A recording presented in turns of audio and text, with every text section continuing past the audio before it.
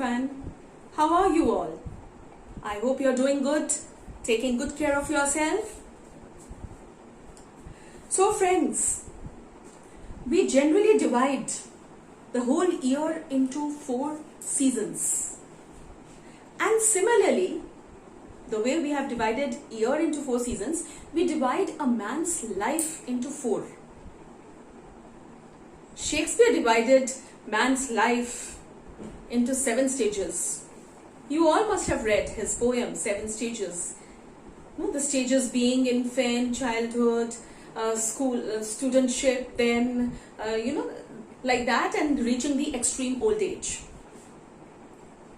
Now, we divide the year into 4 seasons, I said, and that being spring, summer, autumn, and winter. We have rainy season in between, but we do not bring it into the 4 divisions. Main divisions, big divisions are spring, summer, autumn, and winter.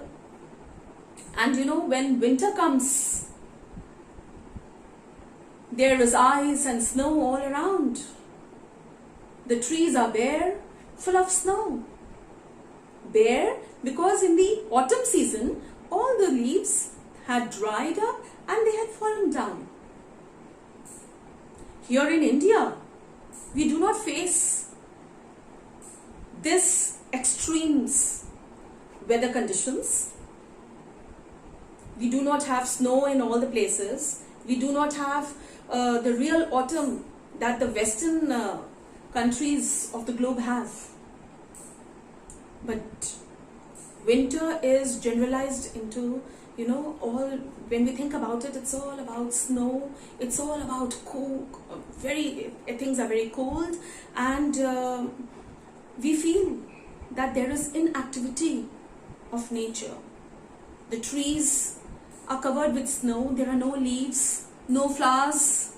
At places, where it's snowing a lot, it's like that. But as soon as the east wind blows, small shoots, small leaves, small buds, they come out of the plants, telling us that spring has come. Spring, the season of life, the season to rejoice. So beautiful everything is. The snow melts and there is beauty all around. New buds coming up, new leaves coming up, and everything going green, and colorful flowers coming up. The birds come out and they fly. The butterflies are out. All the other insects are out, and everyone is enjoying the beauty of nature. And when we talk about man, spring is the childhood. When a child is small, that is his spring season. The age that he is going through during childhood is spring. When they look so bright,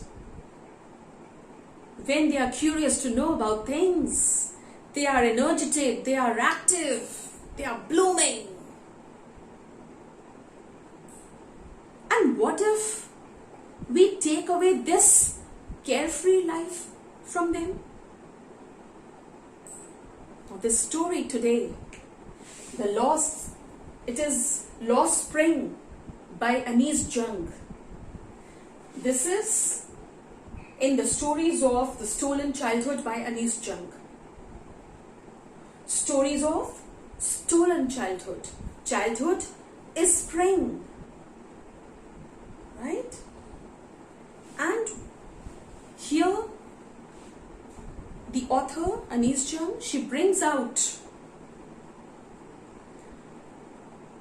the stories of 2 boys, Sahib in the first part that we are doing today, and Mukesh in the second part that we'll be doing tomorrow. I did not want to do the 2 together because I want you to think, to ponder, what is stolen childhood, the lost spring. Now we'll see what is the story about. Let us see about the author. This is Flamingo's second chapter, right? Class 12. And this story, Lost Spring, is in her collection of stories of stolen childhood that she had written in 2005. Alright? And it is written by Jung, and she is the editor and columnist. Columnist is a person who writes columns for the newspaper. Alright, because you must have noticed all the news in the newspaper is written in columns, so she is known as the columnist. Alright, and she is a writer, and she is also a writer, right? And she is also the daughter of aristocratic writers and poets. Her parents, both of them were writers and poets of the aristocratic times, and even they have got such beautiful works done by them. Alright? And one of Anis Jung's famous novel is Unveiling India. Get to read it. You will surely, enjoy it. You will come to know about the basic realities of life. Because it is about the Indian women and their lives. She brings out these basic realities of life. She thinks a lot, and she takes out, these critical things, and she finds out about them, and she brings all of that in her columns also of the newspaper and in the novels also. Now, in the stories of stolen childhood, we see her analysis of the grinding poverty. Grinding poverty is extreme poverty. Where you don't know whether the next meal you will get to have or not. That is extreme poverty, grinding poverty. And tradition which condemns children to a life of exploitation. Tradition to follow their own parents. Whatever the parents are doing, that they have to carry forward. They do not, change the path. Even the parents don't want them to do so. And it is because of this they are exploited. And that is why their childhood is not the type of childhood that a child should have. Childhood is the time when a child is carefree, no tensions at all. Life to eat and enjoy, to fulfill your dreams and desires. Because it is after that they have to start working hard. It is after that they come to know that they have become an adult and now they have to work.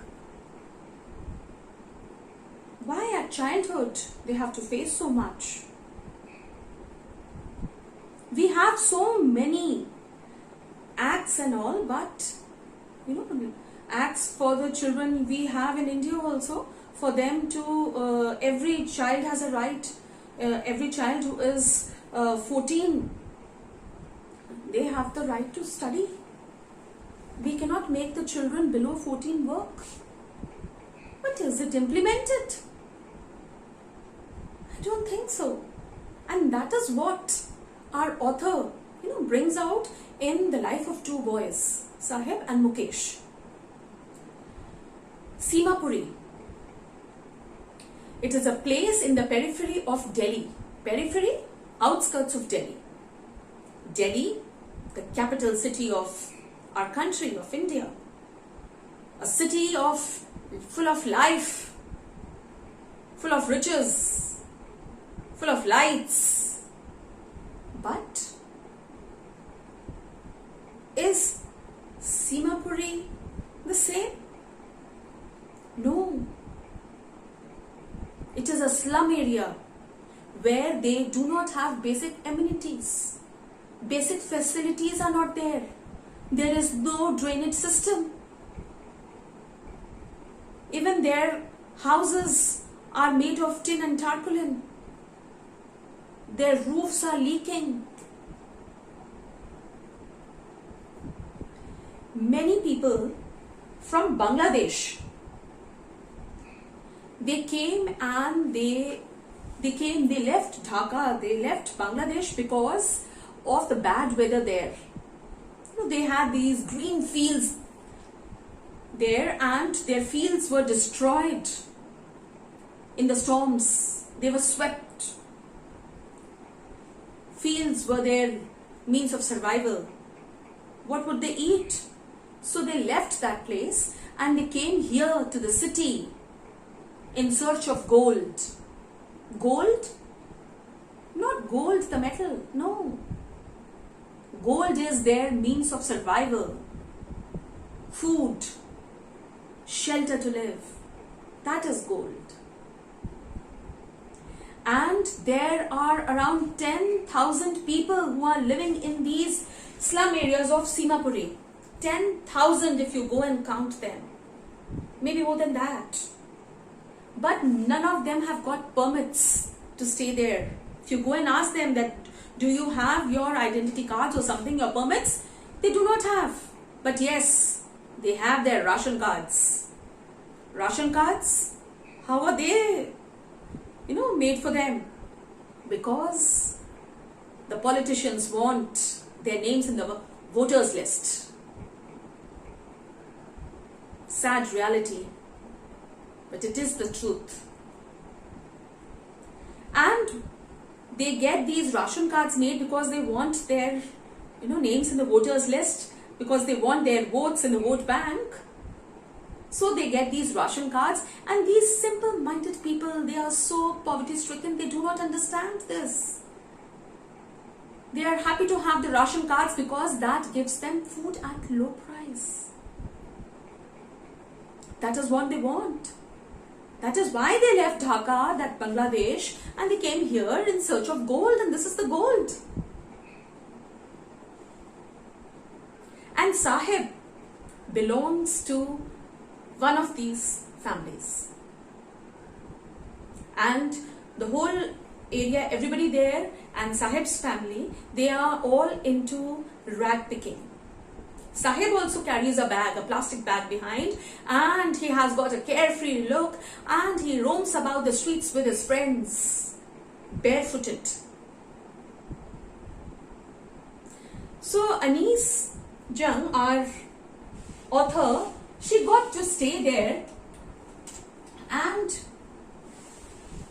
she got to talk to Sahib once. She saw Sahib scrounging the garbage area.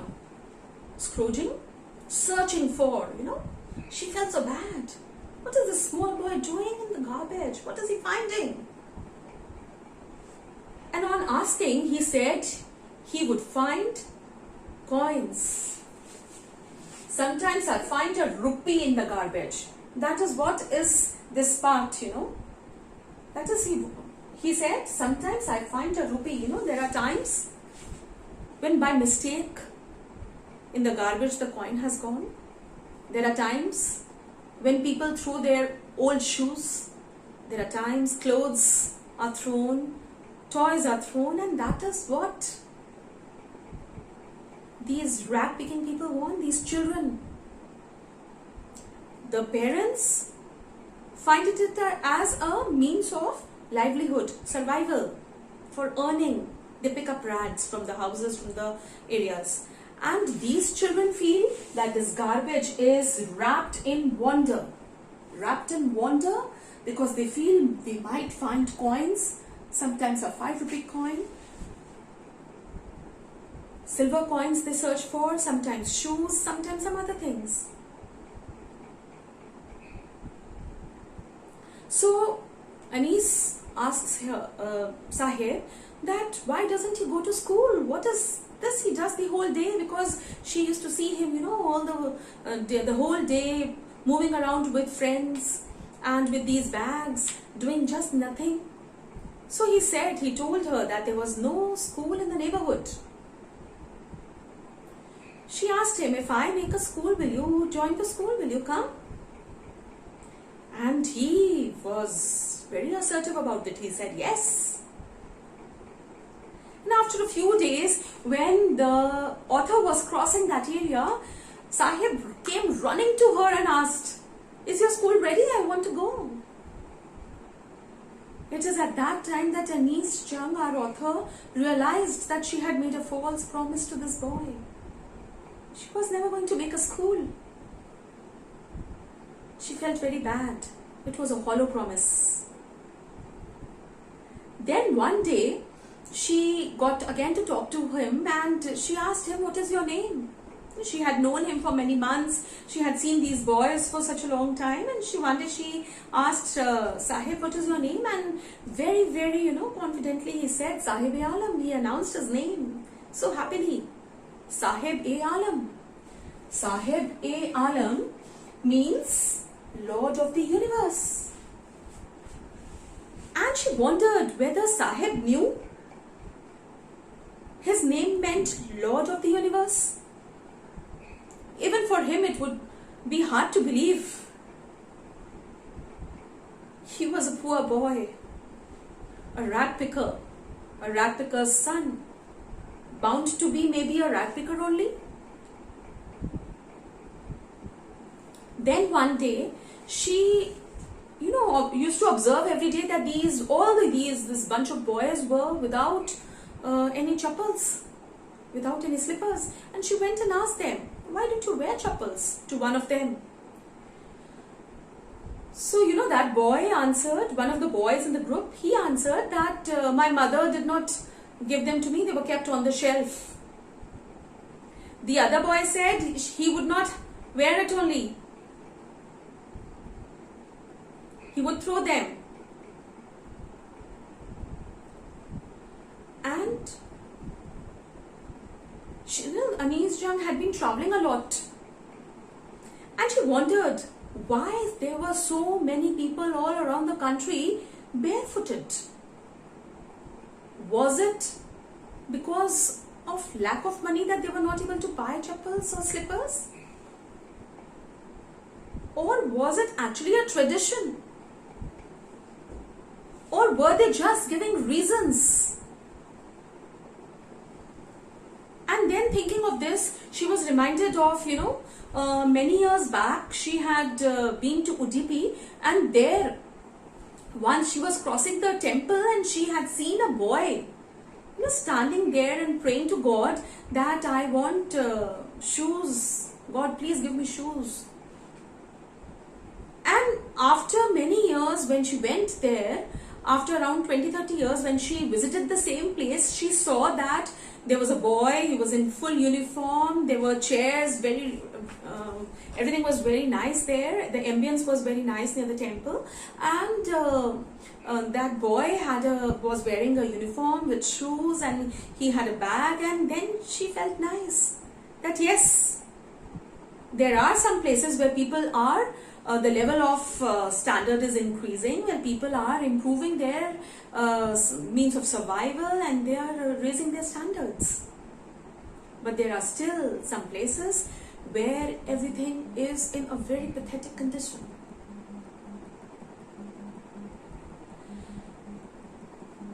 Then she saw Sahib standing near the tennis court one day.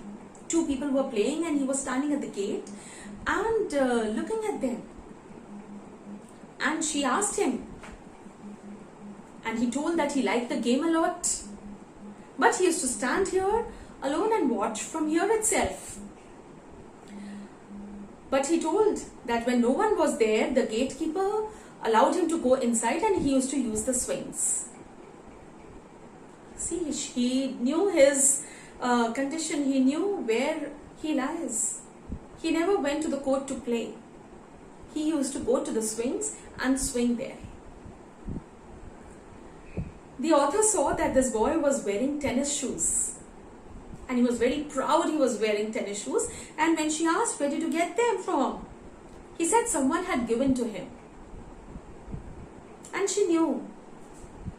Maybe some rich boy must have thrown them in the garbage, because they must be torn or they must be having a hole. But these tennis shoes he was so proud of. He was wearing that discolored shirt and shorts, but he was so happy to wear those tennis shoes.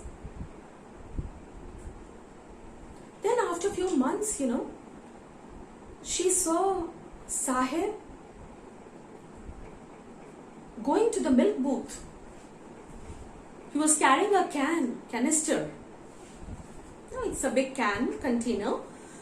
And he was going to milk booth. And when she asked him where he was going, he said that he now worked in a tea stall and used to earn 800 rupees. But she wondered, was he happy?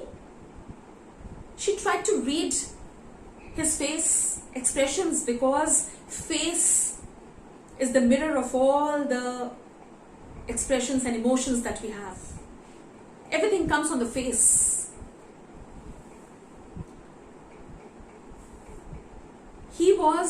He had a very grave and serious look now. Previously he had a very carefree and happy look with that light plastic bag, you know, when he used to go for rat picking, to scourge and search for the garbage, for the coins in the garbage. But today he was carrying this heavy can, going to the milk booth to get milk for the tea stall. He used to work there and he used to get 800 rupees and all the meals. But he had lost that carefree look. He had now the heavy burden of that can, the heavy burden of responsibilities. He was no more his own master. He was now an employee working for the tea stall owner. His childhood was taken away. He had lost his spring. Such a sad reality. And there are many children in our country who have even bad condition than this. Think about it. Our lives, your lives are much, much better. We should be thankful to God. We should be thankful to our parents. We are going to school, we are studying. We have all the basic amenities and facilities that anyone should have.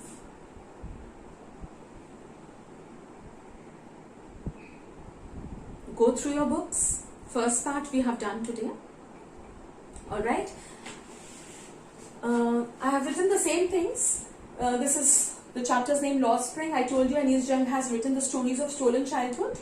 Right? And this, the two parts, both the two parts. Today we have done about Sahib. Tomorrow we'll do about Mukesh. Alright? And she analyzes the life of these poverty-stricken people and what their children undergo, how they are also exploited. So we will do that tomorrow, and tomorrow also, and today also we have done that. And about the rat pickers of Singapore, we have already discussed. Go through the chapter.